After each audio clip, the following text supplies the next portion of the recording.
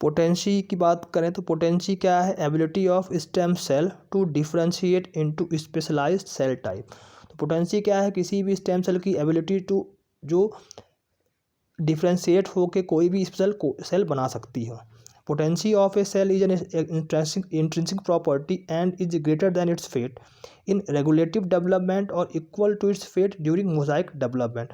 तो पोटेंसी, किसी सेल की पोटेंसी एक इंट्रिंसिक प्रॉपर्टी है और ये हमेशा फेट से ज़्यादा होती है। रेगुलेटिव डेवलपमेंट में ये फेट से ज़्यादा होती है और यह इक्वल होती है फेट में मोसाइक डेवलपमेंट। तो ये इक्वल होती है मोसाइक डेवलपमेंट में और ये ग्रेटर होती है अपने फेट से रेगुलेटिव डेवलपमेंट में। तो अगर हम बात करें पोटेंसी की, तो पोटेंसी में जो पहला पोटेंसी है वो होती है टोटी पोटेंसी। टोटी का मतलब होता है पूर्ण। तो टोटी पोटेंसी क्या होती है? ये एबिलिटी है फर्टिलाइज्ड एग या जायगोट की जो एक कंप्लीट ऑर्गेनिज्म को बनाए। तो टोटी पोटेंसी क्या है? ये एबिलिटी है फर्टिलाइज्ड एग या जायगोट की कि ये एक कंप्लीट ऑर्गेनिज्म को बनाए या प्रत्येक प्रकार की कोशिकाओं को बनाए।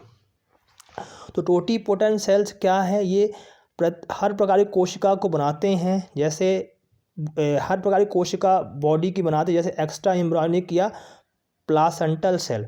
तो जायगोट डिटरमाइंड हो जाता है और ये लूज करता है अपनी टोटी पोटेंसी को लेटर स्टेज ऑफ डेवलपमेंट में। तो जायगोट अपनी टोटी पोटेंसी को बाद में लॉस कर जाता है लेटर स्टेज ऑफ डेवलपमेंट में। हम बात करते हैं प्लूरोपोटेंसी। तो प्लूरोपोटेंसी क्या है? ये stem cell has the potential to differentiate into any 3 germ layer. Stem cell के पास ये पोटेंशियल है कि वो डिफरेंशिएट हो जाए कोई भी 3 जर्म लेयर्स में। तो एक्टोडर्म, इंडोडर्म, एक्टोडर्म, मेसोडर्म, तो ये 3 जर्म लेयर में ये डिफरेंशिएट हो जाती है। तो इंडोडर्म से बनता है इंटीरियर स्टमच लाइनिंग की अंदर वाला भाग। तो इससे बनता है interior stomach lining, gastro intestinal tract और लंग्स। तो इंडोडर्म से इंटीरियर स्टमच लाइनिंग बनती है, गैस्ट्रो इंटेस्टाइनल ट्रैक्ट बनता है और लंग बनता है। एक्टोडर्म से बनता है मसल्स, बोन बनता है, ब्लड बनता है और यूरोजेनिटाइल बनता है। मेसोडर्म से बनता है एपिडर्मल टिश्यू और नर्वस टिश्यू बनता है। Pluripotent cell can give rise all cell type that make up the body. तो जो प्लूरोपोटेंट सेल है ये कोई भी कोशिका को बना सकती है। Can give rise all cell, सभी प्रकार की सेल को बना सकती है जिससे बॉडी बनता है और that make up the body. Embryonic cell, जो embryonic stem cell are consider pluripotent. दो जो एम्ब्रायोनिक स्टेम सेल उसको प्लूरोपोटेंट कंसीडर किया जाता है।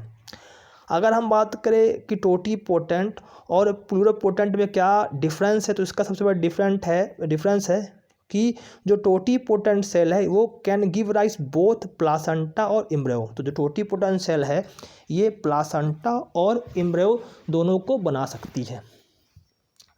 मल्टी पोटेंसी का मतलब होता है सेवरल। तो stem cell can develop into more than 1 cell type. तो स्टेम सेल के पास ये एबिलिटी है कि वो एक से ज़्यादा प्रकार के सेल टाइप को डेवलप कर सकती है, लेकिन limited that pluripotent cell, adult stem cell and cord blood stem cell. लेकिन ये लिमिटेड होगा pluripotent cell, adult stem cell और कार्ड ब्लड स्टेम सेल में।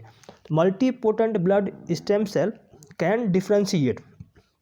Multipotent blood stem cell can differentiate into several type of cell, lymphocytes, monocyte, neutrophil, basophil और eosinophil. तो multipotent stem cell differentiate हो जाती है बहुत प्रकार की कोशिकाओं में, जैसे लिम्फोसाइट हो गया, मोनोसाइट हो गया, न्यूट्रोफिल हो गया, बेसोफिल हो गया और ईसिनोफिल्स हो गया। ओलिगोपोटेंसी की एबिलिटी होती है, ये डिफरेंशिएट हो जाते हैं प्रोजेनाइटर सेल्स में, जैसे एग्जांपल इसका लिम्फॉइड या माइलोइड स्टेम सेल। और यूनिपोटेंसी क्या होता है? एक स्टेम सेल के पास कैपेसिटी है केवल डिफरेंशिएट हो सके केवल एक ही प्रकार की सेल टाइप्स में। तो यूनिपोटेंसी में क्या होता है कि एक स्टेम सेल के पास केवल एबिलिटी है कि केवल एक प्रकार की कोशिका सेल टाइप को बनाए।